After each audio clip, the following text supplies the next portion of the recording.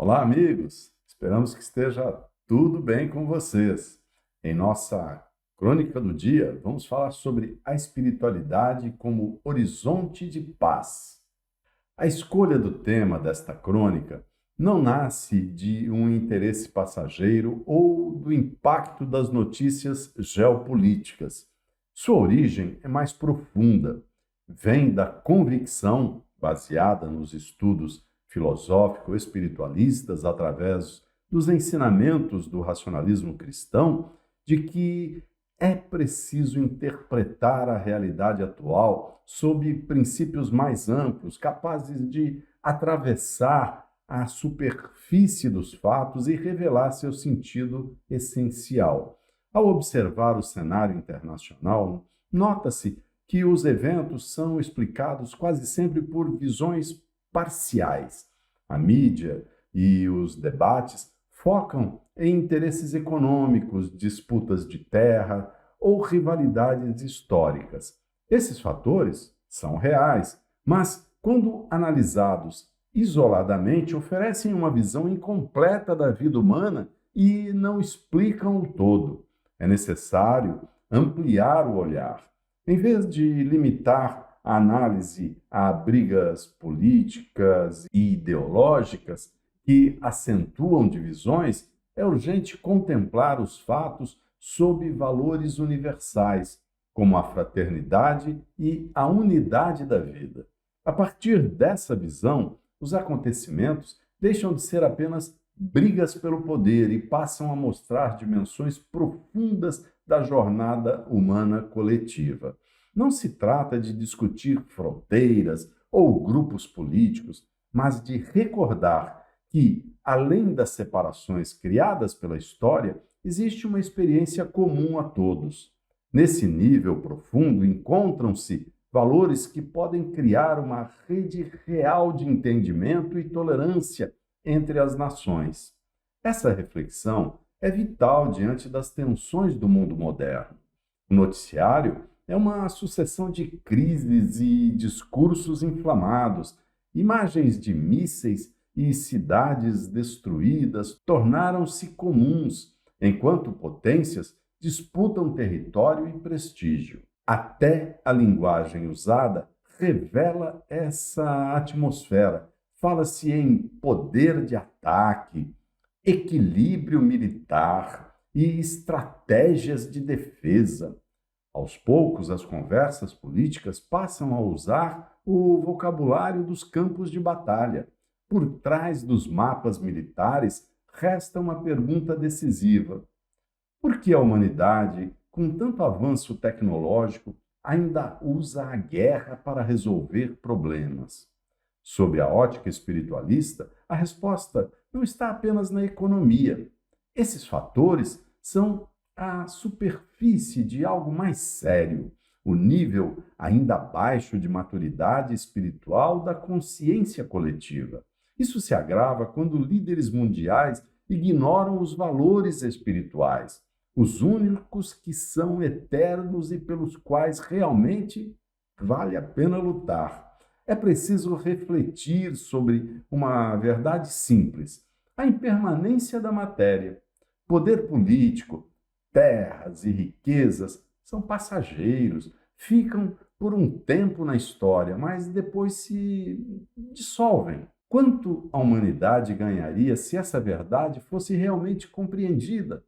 Se quem toma decisões públicas tivesse consciência de que o ser humano é espírito e matéria, agiria com mais prudência e responsabilidade. A história mostra que muitos conflitos externos refletem tensões que já existiam na vida íntima das pessoas e na moral das sociedades. O que aparece na política internacional tem raízes no modo como as consciências lidam com os medos e ambições. Na vida pessoal acontece o mesmo. Quem não organiza seus sentimentos tende a transformar pequenas discordâncias em brigas enormes. A falta de equilíbrio interior faz com que a impulsividade tome o lugar do diálogo. Nas nações, o fenômeno é parecido. Sociedades marcadas por ressentimentos históricos interpretam tudo com desconfiança. Divergências que poderiam ser resolvidas com diplomacia passam a ser vistas como ameaças fatais, alimentando um ciclo de ataques que dificulta a convivência entre os povos.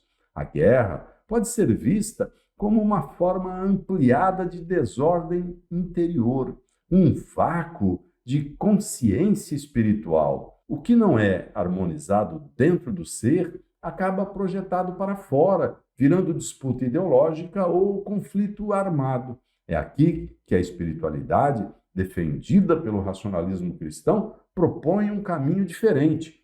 Longe de ser apenas um discurso bonito, ela convida o ser humano a olhar para dentro, reconhecer fraquezas e cultivar virtudes como a justiça, a moderação e a empatia.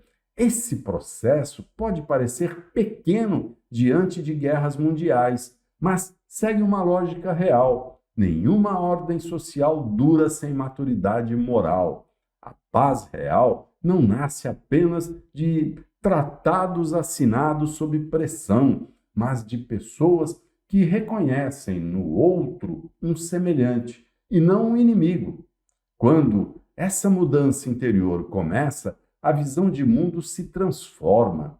A competição dá lugar à cooperação e o medo é trocado por uma confiança prudente. A busca pelo domínio absoluto revela-se inútil. A espiritualidade recorda que cada ser humano faz parte de uma realidade que atravessa fronteiras.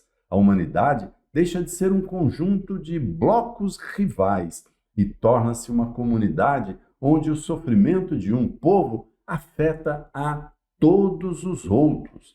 Essa compreensão muda o modo de enfrentar os conflitos. Em vez de buscar a vitória total sobre o outro, que costuma plantar sementes de novas guerras, a consciência esclarecida busca caminhos que preservem a dignidade de todos. Humilhar o vencido pela força é um erro histórico que gera revanches futuras. Princípios como o respeito à vida e a empatia não são ideais abstratos, são condições práticas para a estabilidade da civilização. Quando ignorados, a história repete os ciclos de violência. Quando praticados, abrem-se portas para a reconciliação. O maior desafio atual é entender que o verdadeiro campo de batalha não está nas fronteiras ou nos arsenais, mas dentro da consciência humana. Enquanto o medo e a ambição sem limites dominarem as mentes, a guerra sempre terá uma desculpa para existir. Toda mudança duradoura começa no interior, quando o ser humano aprende a cultivar a responsabilidade moral, os conflitos perdem força e a esperança volta a iluminar as relações. A paz nasce quando a consciência se eleva e reconhece no próximo um semelhante digno de respeito.